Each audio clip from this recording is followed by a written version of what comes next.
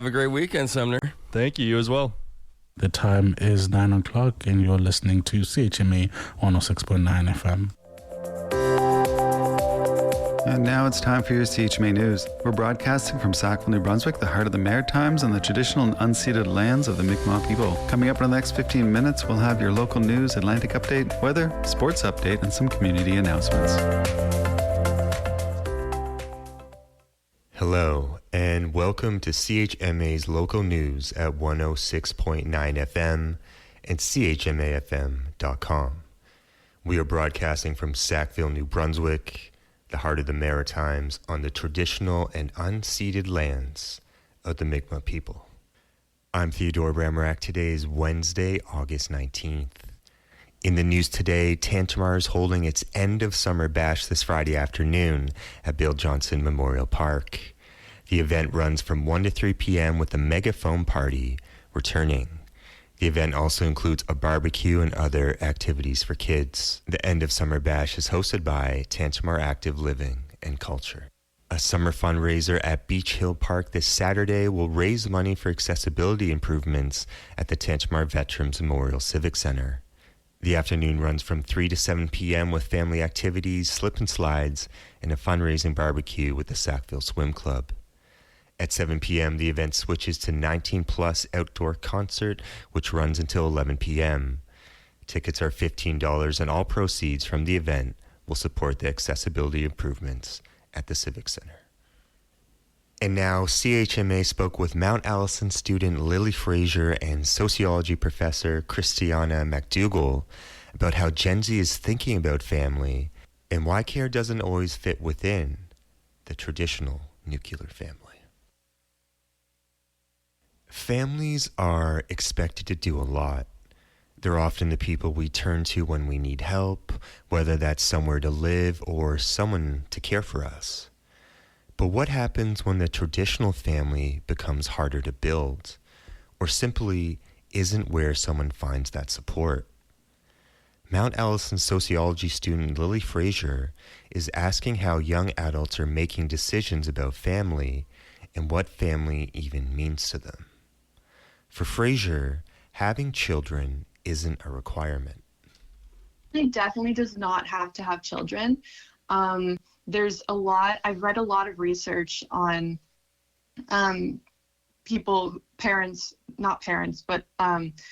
adults who are child-free by choice, who are actually not becoming parents. And a lot of people are labeling themselves as families and they don't have children. Frazier is working on an honors thesis about the family decisions young adults make. That can mean deciding whether to have children, but she's also interested in something broader, the relationships people build and who they consider family. And for Gen Z, those decisions can be made while something as basic as housing feels uncertain. Frazier says instability is one part of someone's life that can reach much further. I also read a lot about economic uncertainty, how it doesn't operate alone, and what's called uncertainty spillover. So when young people are uncertain about their financial or housing or employment situation, they're also likely uncertain about their reproductive decisions or their intimate relationship. That uncertainty can reach beyond someone's bank account. Being unsure whether you can afford a place to live can shape bigger decisions about the life you want. Frazier says some young people wait to have children until they feel financially secure, where they can afford to live and shape who they live with. That leaves a deceptively difficult question. What actually makes someone family? But basically, for this project, defining family is something that is very difficult to do. And I start off writing my thesis about how defining family is near impossible because it's always shifting. One answer Frazier is exploring is something called voluntary kin. It's a term for people we consider family even though we aren't connected to them by blood or law. So voluntary kin is described as individuals outside of a blood or legal family unit that are designated to be family. And this can happen both when blood or legal family are absent, but also when voluntary kin, it can build on top of blood or legal family units. She's also looking at family estrangement, when someone partially or completely ends contact with relatives. Fraser says that can happen for different reasons, including harmful or violent family relationships. If care can come from outside the traditional family, why do we expect so much of it to happen inside the nuclear family? Fraser's supervisor, Mount Allison sociology professor Christiana McDougall, says family is also what sociologists call a social institution. That means looking beyond individual households and asking what role we've given family in society. If you think of family as a social institution, how social institutions are serving us or failing us is really important to pay attention to. Are social institutions doing what they claim to do, or are they in fact doing something very different? Who's benefiting from this? Who's hurt by this? And are there other ways we can imagine, organizing society and organizing ourselves? I think these are the questions that sociologists pay a lot of attention to and are really interested in. One of the things McDougall questions is how much responsibility for care gets placed inside individual families. When family is treated as the main place that responsibility belongs, she says it can become isolating. There's also like the isolation that happens in nuclear family, the individualized responsibility that happens when we believe the nuclear family is the end-all be-all, the abdication of responsibility to each other, the parenting communally, that we all are responsible for all of our children, and that we are also responsible to the other people in our communities, to care for older people, for siblings, for folks, that we know through our workplaces and through our social organizations. McDougall isn't saying the nuclear family shouldn't exist. She's questioning why we've drawn such a firm line around where responsibility for one another begins and ends. If someone needs care, should that fall almost entirely on the people we're related to? Or can that circle be wider? For Fraser, voluntary kin is one example of how it already can be. And voluntary kin is really helpful in basically showing that the nuclear family unit is not necessary in terms of meeting family functions.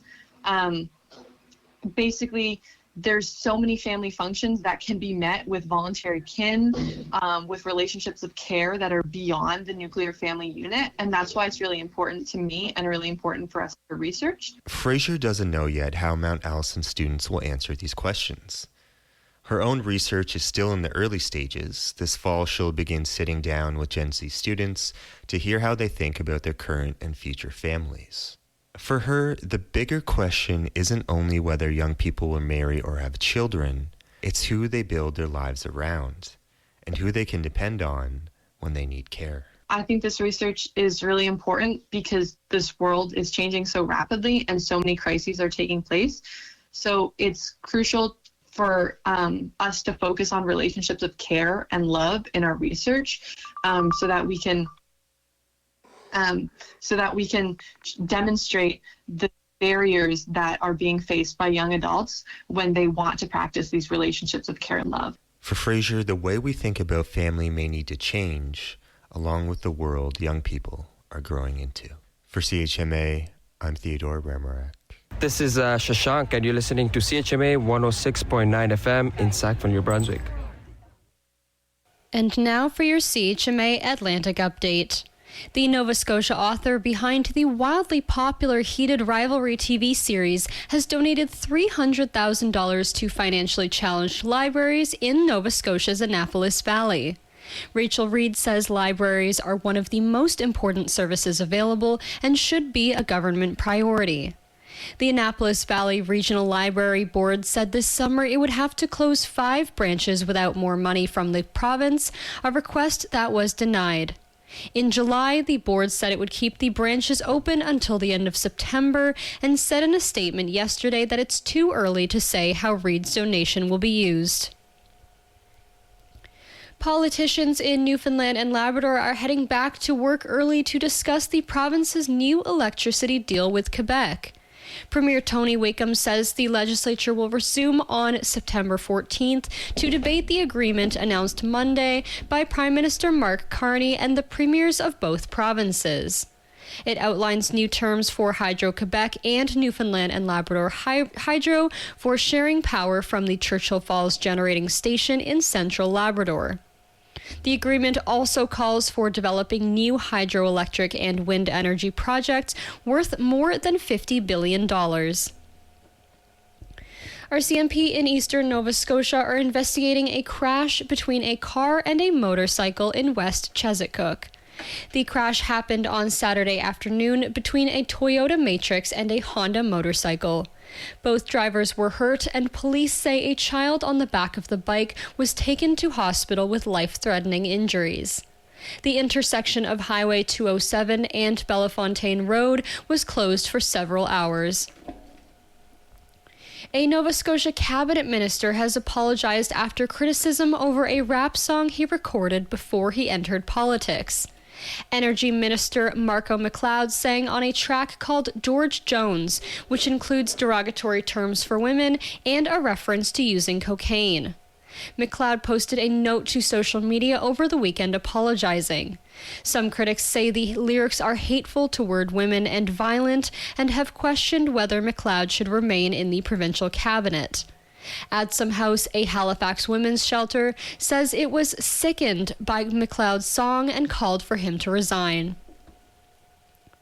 A New Brunswick boy is being credited with saving the life of a shark that washed up on a beach southwest of St. John. 15-year-old Finn Holland says he knew he had to help when he saw the poor beagle shark stranded over the weekend near Maces Bay. He dragged the 2-meter-long shark back into the water by its tail. Shark experts say it's rare to see this kind of shark, as they normally stay in deeper water. And that has been your CHMA Atlantic Update. Hi, this is Rosa, and you're listening to CHMA, Voice of the Marshes.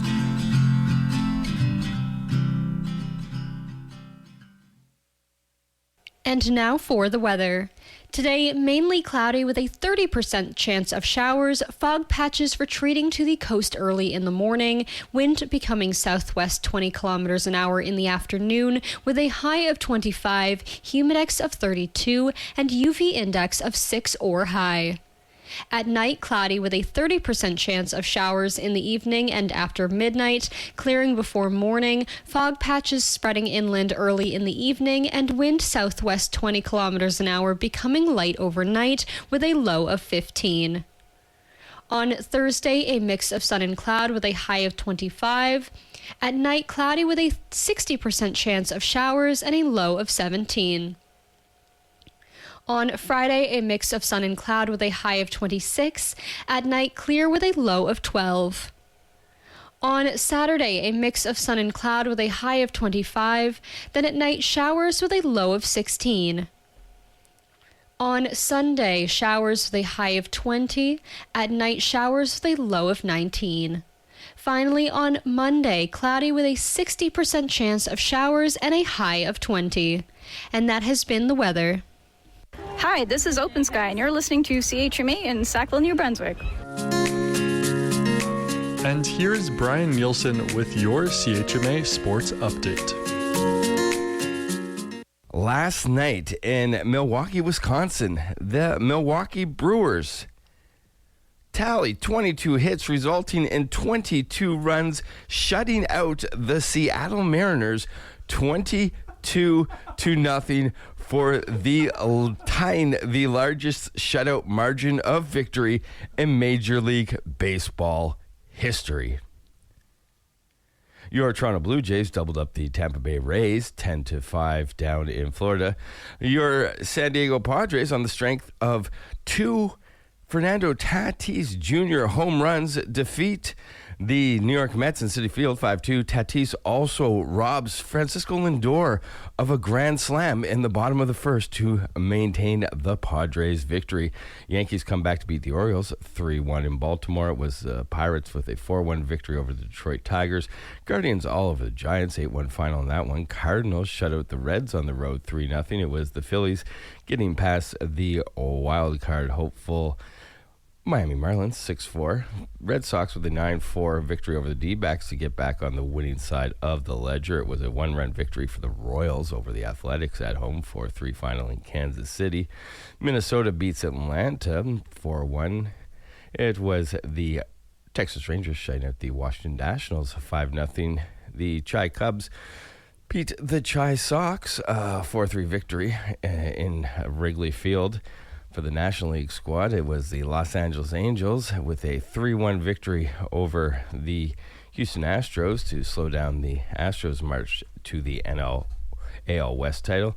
And finally, it was a 1-run victory for the Los Angeles Dodgers over the Colorado Rockies, 7-6.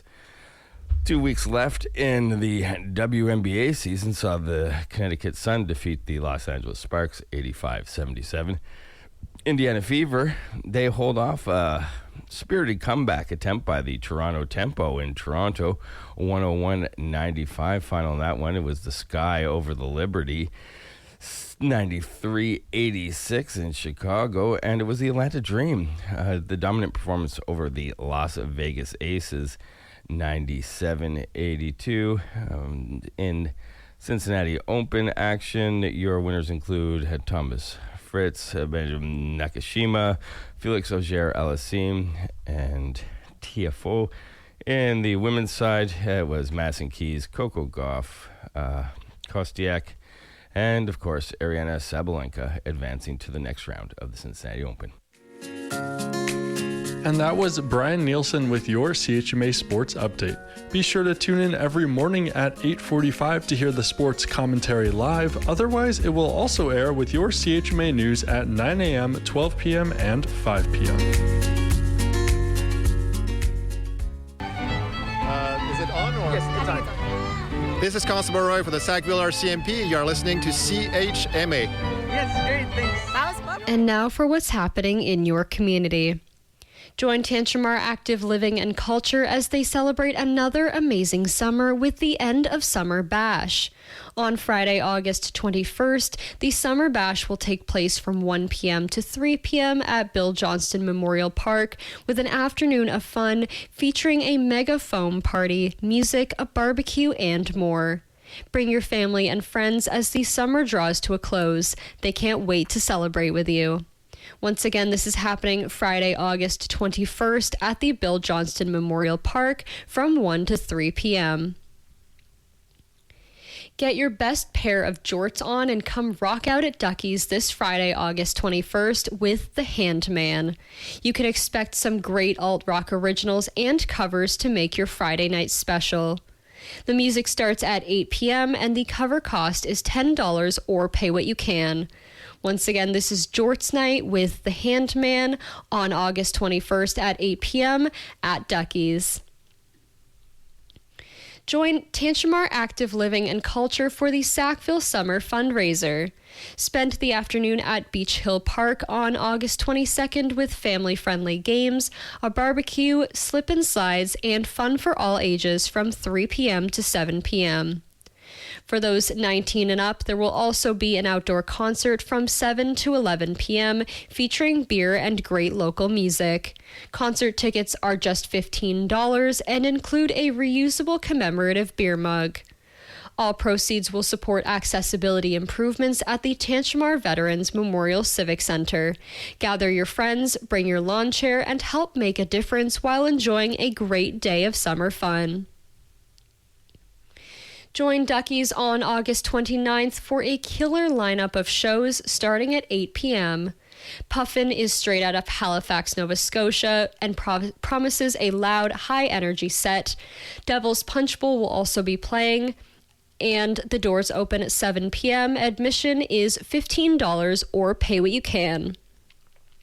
And that's what's happening in your community.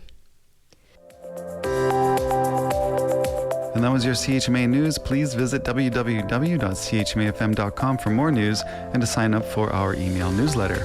Funding is provided by our monthly sustainers, the Community Radio Fund of Canada, and the Municipality of Tantramara's Community Development Grant. If you have a story idea or would like to include an announcement, please write us at news@chmafm.com.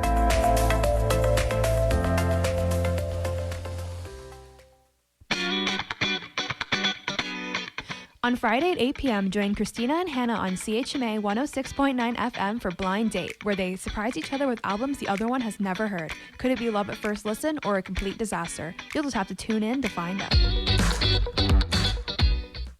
Whether you are heading to work, getting off a shift, or just waking up in the morning, you are listening to CHMA 106.9 FM in Sackville, New Brunswick, voice of the marshes. I'm Maya Noel, and this is the Late Morning Show. Today is Wednesday, August 19th, and I hope you guys are having a great morning so far. We're going to go ahead and get into some music right away. So first up, we've got Loren with Freewheeling, as well as the Durutti Column with Your Shadow at Morning. Thank you so much, as always, for listening, and I hope you enjoy the music.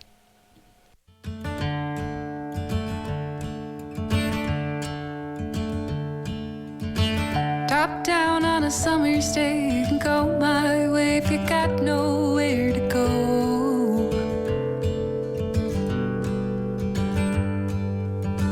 Bathe me in the morning light, I could go all night just to find the great unknown.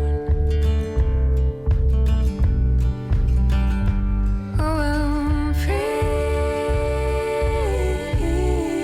wheeling down the road.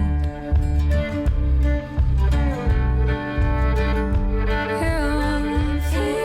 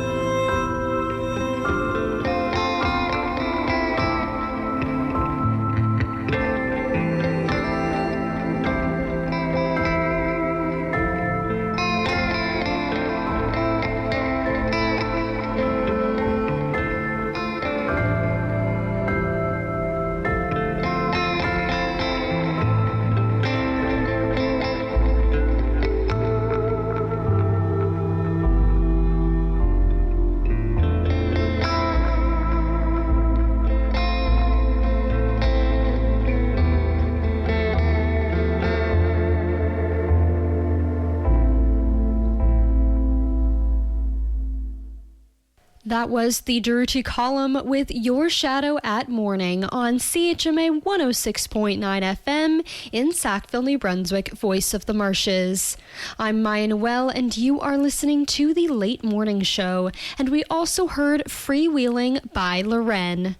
Next up, we've got Devaney with Right Ways, as well as the Avalanches and Karen O with Blue Shadows. Let's get into it.